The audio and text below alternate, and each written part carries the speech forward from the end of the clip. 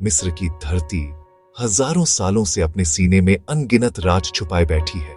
ये वो जमीन है जहां वक्त भी रेत के टीलों के नीचे खो जाता है।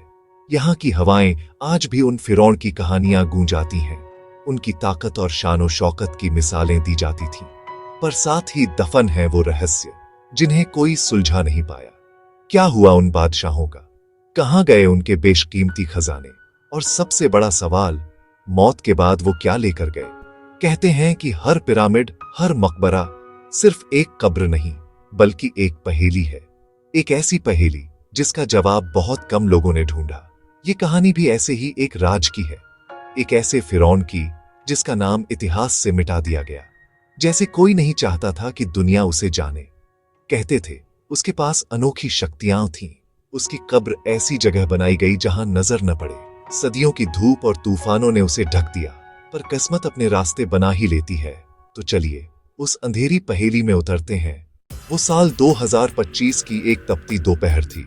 डॉ आरव अपनी टीम संग सबसे सुनसान रेगिस्तान में भटक रहे थे। इतिहासकार ज़ारा, टेक्नोलॉजी एक्सपर्ट कबीर और लोकल गाइड यूसुफ।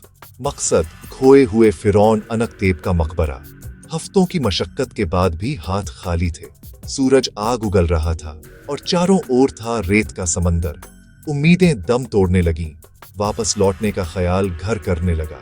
तभी आसमान का रंग बदलने लगा। तेज हवाएं चली और भयानक तूफान उठा। विजिबिलिटी बिल्कुल जीरो थी। रेत के थपेड़े, हवा की साएं साएं घंटों तक। जब गुब्बार बैठा, मंजर बदल चुका था। टीलों की जगहें बदल गई थी। यूसुफ को एक अजीब ढांचा दिखा। मिल गया, अनकतेब का शाही निशान। ठहराव। पत्थर का दरवाजा चरमराया। हजारों साल पुरानी हवा बाहर आई। नरेटर, सीली, धूल भरी अनजानी महक। नरेटर, अंधेरा इतना घना कि मशाल भी हार मान ले। नरेटर, पहला कदम रखते ही दरवाजा अपने आप बंद हुआ। नरेटर, बाहर की दुनिया से नाता टूट गया। नरेटर, टप टप की आवाज खामोशी को और डरावना बनाती। नरेटर, आहटें गूंजी जैसे कोई और भी साथ हो। नरेटर, दीवारों पर एक चेतावनी जैसी कहानी उकेरी थी। नरेटर, गलियारा संकरा, हवा ठंडी, बेचैनी बढ़ती। नरेटर, कबीर के डिवाइस अजीब तरह से गड़बड़ाने लगे। यूसुफ, हिंदी, विस्पर। यहाँ कुछ ठीक नहीं है। ये जगह जिंदा है। ये हमें देख रही है। नरेटर, आगे खुला, मुख्य कक्ष जैसा एक हॉल।